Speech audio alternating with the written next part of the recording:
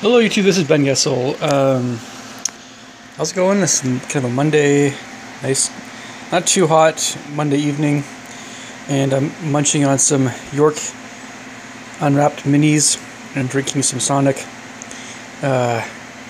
energy refreshed Neuro. I guess it's a kind of a carbonated drink. Anyway. So, I might be having a little bit of this stuff as we talk, but I wanted to mention at least one other movie today, another video, and it has to do with some of my other playlists that I don't know if you guys have checked out. But when I was first on YouTube, I was brand new on YouTube, just trying it out.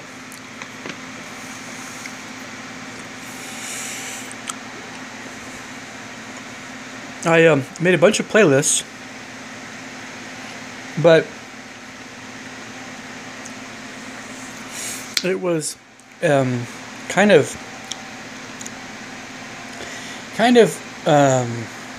based. Well, it was, it's other people's videos they've uploaded, and so there's still. I mean, that's all my music playlists, or vast majority of it. I think it might be just about all of it is all stuff from other people's channels that I've just put on my own playlist, and I had that. I had kind of had that as my YouTube playlist for a long time until I decided to make my own videos. But it's worked out really well. I mean, it's great how YouTube lets you do that. I can't tell you how amazing that's actually been. And let me go into kind of a little bit why. Yeah, I just, I remember a time when I was, when I was younger, I bought all these music CDs, a whole bunch of them, and, at least a fair number of them. A lot of classical music, a lot of movie themes, well, some movie themes, and then not so much like soft rock, which I also like, but then I, worked in a music store for a while, got a bit more familiar with more of the had kind of an education, I guess you could say, in popular music a little bit more, and more especially I think classic rock. I'll put it that way for most of that time, and then also a little bit of soft rock, a little bit, and I kind of got into that after working in the music store more, and soft rock, and that led to other things. I already was familiar with New Age music with David Lanz and that sort of thing. And, I don't know, various other folks. And, some stuff. So, yeah, I mean, around this time, I was starting to build my YouTube playlists, bit by bit. And,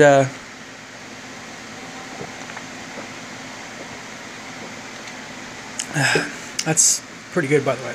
That's Sonic Neuro. But I guess actually what's even better, it's these York minis. I know, these guys are just so minty. They're kind of close up here. Whoa.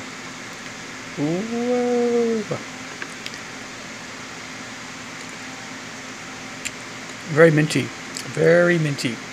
Anyway. So it was about this time, this would have been about 2009 or so, in that ballpark, that I started to make my own YouTube playlists. But they were still not my, I didn't upload them. I didn't upload anything, I was just putting them on my playlist. And so I guess that was helping out these other guys, because I was giving them more views. But, I mean, I have all this music, and I still have it, on my playlist. And I mean, it was weird because I there's a lot of things I was learning still. I was learning about copyright law and what you could put on YouTube and what you couldn't. And it still is something that kind of figuring out a little bit more. But if I ever do something like that, or if I ever upload any music, I'm going to have to make sure I own the music. I have to make sure it's fair use, or I have to make sure that I'm not going to get any dings on my, But I think it was so wonderful for people to put up that music, just to listen to basically for free. Other than, and there's some music, I know there's a lot of music that you have the ads, or you can't put them in. You can't put them in a playlist, or if you do, it kind of skips over it because of copyright law or whatever. But you can go to it. You can go to a Vivo, or you can go to a certain YouTube channel, and you can listen to certain music still for free, as long as you listen to an ad or something, and that's great. But there's a lot of music you can just listen to in playlists that's just fine. But anyway, so on top of all the music that I put on playlists, I also put a lot of things like TV logos. Now this is, I don't know if I've mentioned this very much before. If I have, just maybe you guys let me know. At a certain point, imagine when I pass 1,000 videos, sometime when I'm getting to be older, maybe not too old. I actually imagine probably still pretty young. But, I don't know. I love TV logos, but I think one of the reasons why that is because of the way it kind of reminds me of things when I was little. And anything that can remind you of life when you're little, I think is something that, we value a lot. And, but yeah, all it takes is just a few interesting, just a few musical tones.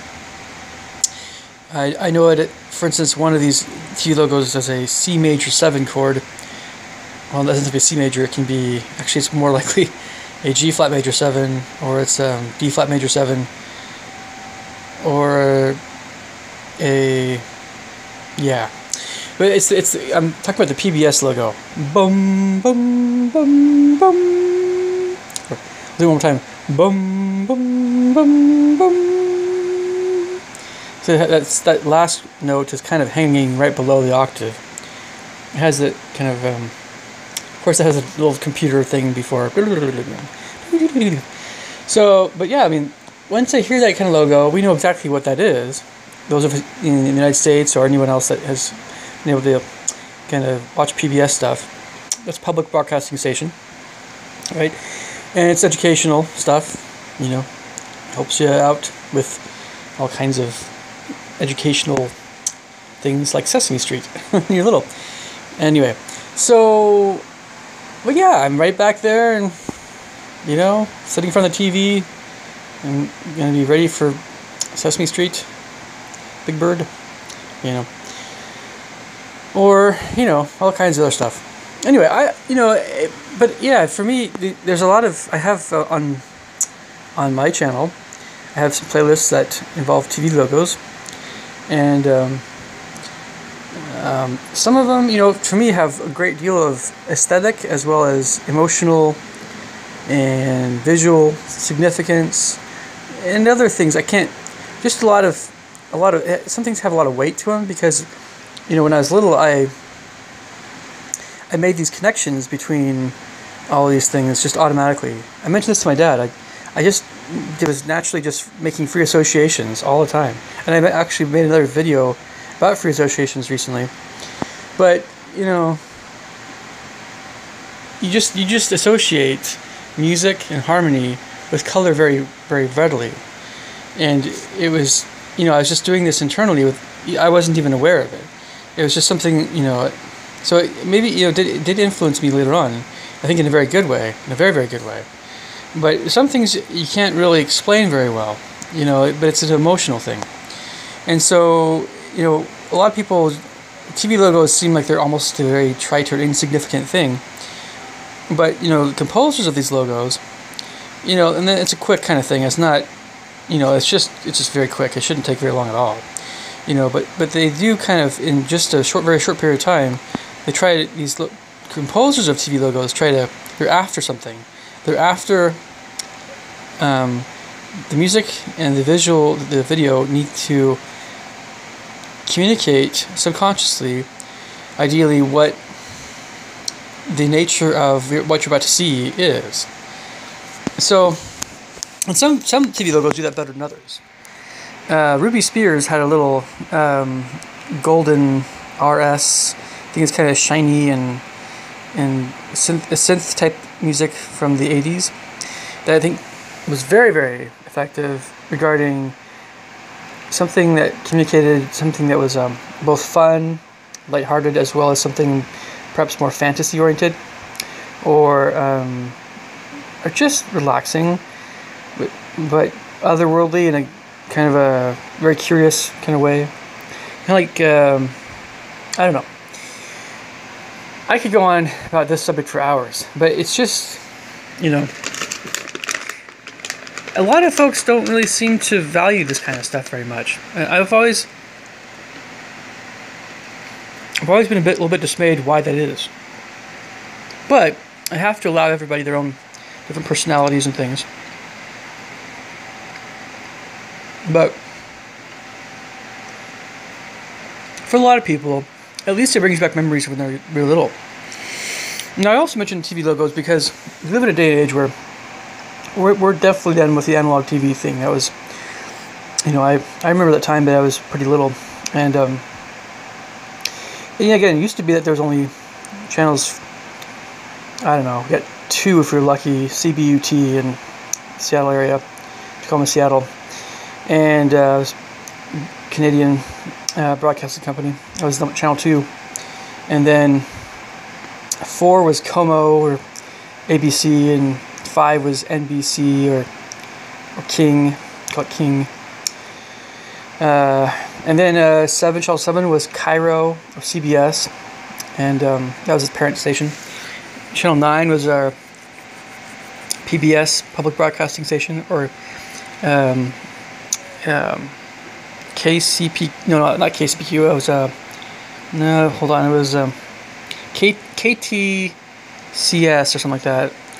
KTCS in Channel 9 in Seattle, and then you had 11 was 11 was KSTW, which was owned by another company over in Texas or something, and then KCPQ was 13, owned by Fox, and then we had a few others when I was younger, like a Christian broadcasting station, I think it was Turner or something broadcasting.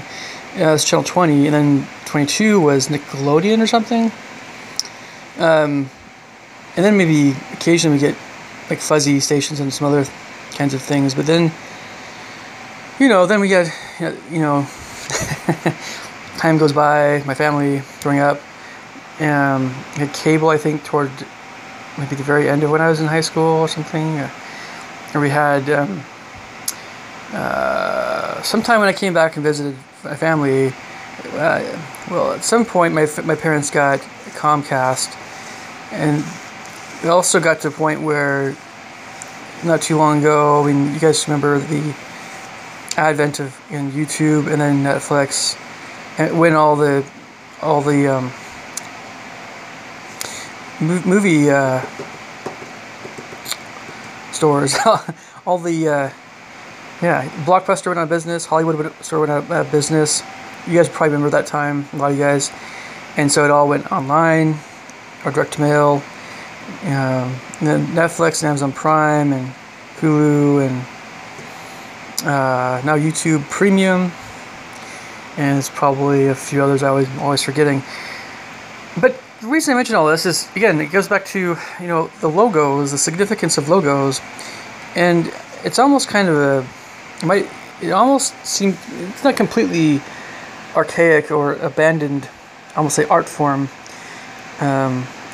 There's still little ditties that are being composed for companies, but a lot of people, like, I remember Jim Carrey kind of making fun of icons, right? As we know in his a little video where he is a little bit rude to that lady that just is interviewing him about, yes, you might have seen that video. Jim is just being Jim at this I don't know, he's just being kind of a punk a little bit. I know why he says what he says, but he's not being very considerate still. Anyway, but yeah, he says icons are meaningless. I'm like, okay, okay. Is that the same kind of thing as saying a TV logo can be meaningless? Because these TV logos and these company logos, I mean, you might think they're meaningless compared to the music that goes into a TV program or a movie, and that sort of thing, because they're so short, right? They're not. No. Far from it. In a very short period of time, very short, you have to communicate, I think, quite a bit sometimes. In some respects, you have to know what you're doing. You still have to know how different harmonies impact a person, people emotionally, along with color, that sort of thing. You still have to know how that works. And it might take not as long, it surely won't take as long a period of time to write, of course. But I don't think it's meaningless. I don't think icons are meaningless as well. But certainly not TV logos. And I hope that, it's not something that's forgotten. There are channels on YouTube that are still keeping that stuff around. Not just for nostalgia's sake, but because I think on some level there's also kind of there's additional meaningfulness to a lot of these things. Some logos more than others. I agree.